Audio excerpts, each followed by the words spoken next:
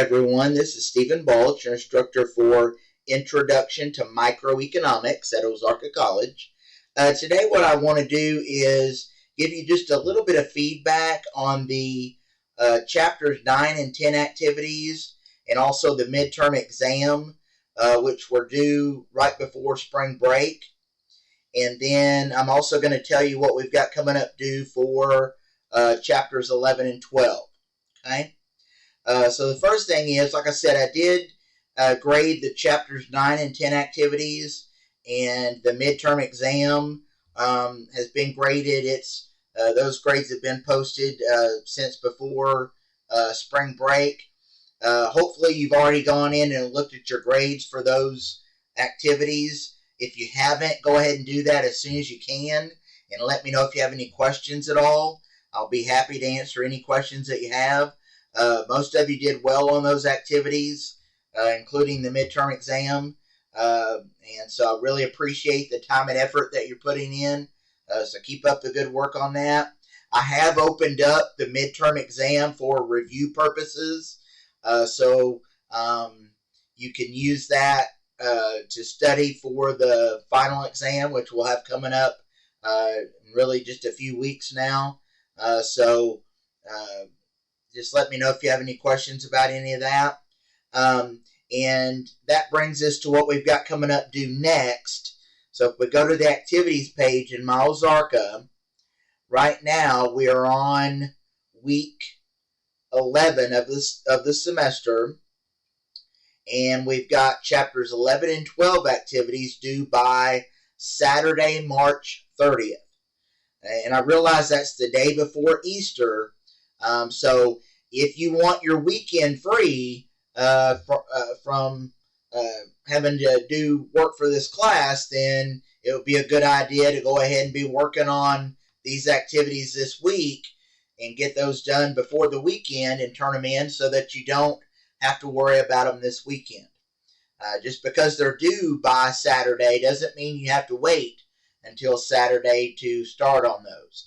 So I would recommend, if you do, like I said, want your weekend free, go ahead and be working on chapters 11 and 12 activities now. So you give yourself plenty of time. By the way, chapter 11 covers resource markets. We've talked about the resource market in general terms in previous chapters, but in this chapter we're going to go into very specific details about the resource market and how the resource market impacts the resource supply and demand. And we'll also talk about terms like derived demand, which is demand that is derived from the demand for another good that is used in the production of the good that you're looking at. So derived demand, opportunity cost, economic rent. We've talked about those terms previously, but they have some specific meanings when we're looking at the resource market that we haven't really looked at yet. So we'll kind of revisit opportunity cost and economic rent as they pertain to the resource markets. We'll also look at marginal revenue product, marginal resource cost, and then we'll also look at the things that can cause changes in resource demand. Okay, and then in chapter 12, we're going to take one of the most important parts of the resource market, which is the labor market, and we're going to look at the labor market more specifically. So in chapter 12, we're going to look at labor markets, including the substitution effect of a wage increase, the income effect of a wage increase, the non-wage determinants of labor supply, also the things that can determine wage rates. And then towards the end of the chapter, we will look at labor unions, various types of unions, and how labor unions increase wages. There are different ways to do it.